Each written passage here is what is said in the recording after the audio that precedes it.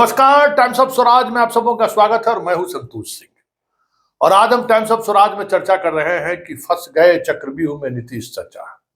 जी हां, आज भले ही ललन सिंह कह दिए कि प्रधानमंत्री ने कहा है कि सब लोग अलग अलग प्रचार कीजिए, ज्यादा से ज्यादा प्रचार होगा, लेकिन ललन बाबू जरा ये बताइए कि गया के मंच पर क्या सिर्फ मोदी ही थे? क्या सिर्फ प्रत्याशी ही थे और और उनके पार्टी के वरिष्ठ नेता नहीं थे?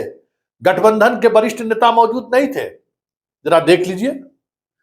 पूर्णिया में तो आपके उम्मीदवार की सभा थी ना, मुख्यमंत्री आवास में बैठे रहे पूरे दिन। आपके तीनों कंस्टिट्यूएंसी के उम्मीदवार वहां पहुंचे हुए थे, कटिहार और पूर्णिया के उम्मीदवार आपके वहां बैठे हुए थे। किशनगंज के मतदाताओं से भी वोट करने की अपील की गई। किशनगंज के नैरेटिव को कैसे सेट किया जाए, इस पर प्रधानमंत्री ने घुसपैठियों को लेकर बयान दिया। और मंच पर कोई बैठे हुए हैं? कौन है लोग हैं बैठे हुए? जरा देखिए तो सही, आप खुद देखिए ललन बाबू। इसलिए ये सफाई देना कि प्रधानमंत्री कह दिए इसलिए नहीं जा रहे हैं, इसका कोई मतलब नहीं है। और दूसरी बात, जो सबसे महत्वपूर्ण बात है कि जदयू क्या चीजों को अगर आप गौर करिएगा तो तीन ही आदमी चुनाव लड़ रहे हैं।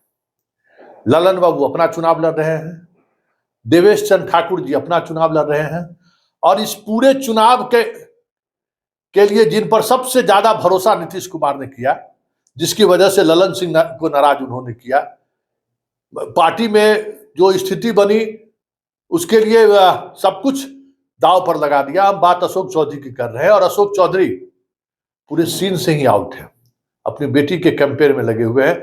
कल भी पूरी रात समस्तीपुर में टेंट समियाना बनाने में लगे हुए थे। तो सवाल यही है कि जो उनके चार रत्न हैं, वो रत्न कहां है? और इतना ही नहीं, पार्टी फंड को लेकर जो चीजें कही जा रही है वो और भी निराशाजनक है। पार्टी फंड की स्थिति ये है कि अधिकांश उम्मीदवारों के पास बूथ लेवल पर जो मैनेजमेंट की जो राशि होती है वो भी उपलब्ध नहीं है। बीजेपी के भरोसे हेलीकॉप्टर चल रहा है इनका।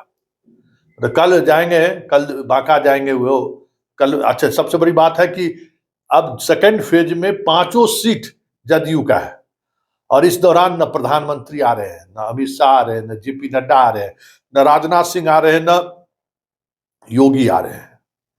मतलब पूरी तौर पर नीतीश के भरोसे उनके सांसद चुनाव लड़ रहे हैं। तो आप समझ सकते हैं कि क्या मंशा है या क्या होने वाला है, कि पूरी तौर पर नीतीश के भरोसे छोड़ दिया। और नीतीश कल निकलेंगे, कल 3 जगह उनका कार्यक्रम है। बांका से वो शुरुआत करेंगे, बांका, भागलपुर और मधेपुरा में जाएंगे। मधेपुरा थर्ड फेज में। अभी समझ जाइए कि क्या स्थिति है कि जब सेकेंड फेज की बात 5 लोकसभा का चुनाव होना है, उसमें बीजेपी का कोई भी स्टार प्रचारक जदयू के प्रत्याशी के लिए वोट मांगने नहीं आएंगे। तो ललन बाबू, सफाई देने से क्या होगा? ये तो आईने की तरफ सब साफ दिख रहा है। ललन बाबू क्या सफाई दे रहे हैं? ऐसा भी हुआ है, पार्टी का जो स्थिति है आप देख रहे हैं। नीतीश कुमार को छोड़कर कोई भी विधायक, मंत्री जरा हिसाब देने की स्थिति में है कि वो कहां है। एक लेसी सिंह पूर्णिया में डटी हुई है, पूर्णिया को संभाल रखी है वो। बाकी नेता मंत्री सब तो दिल्ली में, पटना में ही दिखते हैं, रोज प्रेस कॉन्फ्रेंस में कहीं ना कहीं दिख जाते हैं। ये बड़ी बात है ना कि जिन 5 जगहों पर चुनाव होना है और सारा मैनेजमेंट लग ही नहीं रहा कि जदयू चुनाव भी लड़ रही है।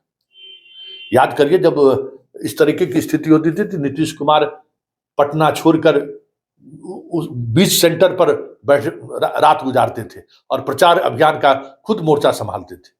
इस बार देख लीजिए, कोई अभियान नहीं है। 5 कॉन्स्टिट्यूएंसीज पर किस तरीके से वोटिंग होगा, मैनेजमेंट होगा, क्या होगा, प्रचार अभियान में किसको कहां लगाया जाए, कुछ भी देखने को नहीं। प्रदेश अध्यक्ष आपके रोजाना पार्टी दफ्तर में आपको मिल जाएंगे प्रेस कॉन्फ्रेंस करते हुए। अभी नहीं कहते कि रोम जल रहा है और नीरो बंसी बजा रहा है। अभी नए नए लोगों को पार्टी में शामिल करके कह रहे हैं कि देखिए, अति पिछड़ा और मुसलमानों का अभी भी हमारे ऊपर भरोसा है। अरे भाई, भागलपुर में अब 5 दिन बाद प्रचार होना है। अब इनको यहां मिलाने के बजाय मुख्यमंत्री जाते भागलपुर में, वहीं सभा में मिलवा लेते। इम्पैक्ट भी पड़ता। तो पटना, क्योंकि यहाँ एसी से बाहर निकलने के लिए कोई तैयार नहीं, चाहे इनका प्रदेश अध्यक्ष हो, चाहे बाकी जो मंत्री संत्री लोग हैं वो है। तो ये सच्चाई है। मतलब जिस खबर को लेकर हम लगातार पहले दिन से हम कह रहे हैं कि नीतीश को घेरने की ही तैयारी नहीं है, नीतीश कुमार को लोकसभा चुनाव के बीच में ही हाशिए पर पहुंचा दे, इसकी तैयारी है। और ये अब वानगी दिखने लगी है। ललन सिंह की सफाई कहीं न कहीं ये सिद्ध कर रहा है कि जदयू और बीजेपी में सब कुछ ठीक ठाक नहीं चल रहा है। और ठीक ठाक ही नहीं चल रहा है, पूरी रणनीति के तहत नीतीश कुमार को कैसे हाशिए पर पहुंचाया जाए, ये अब और खुलकर दिखने लगा है। हम सवाल कर रहे हैं कि 5 लोकसभा क्या वो जीत कर जाएंगे तो एनडीए का पार्ट नहीं होगा क्या वो? और उस पर बीजेपी के तमाम स्टार प्रचारक गायब है। तब इशारों में चीजों को समझिए कि कहां जा रहा है बिहार, कहां जा रहे हैं नीतीश कुमार, और लोकसभा चुनाव के बाद क्या होने वाला है बिहार में, इन सब चीजों से आप गौर फरमा सकते हैं।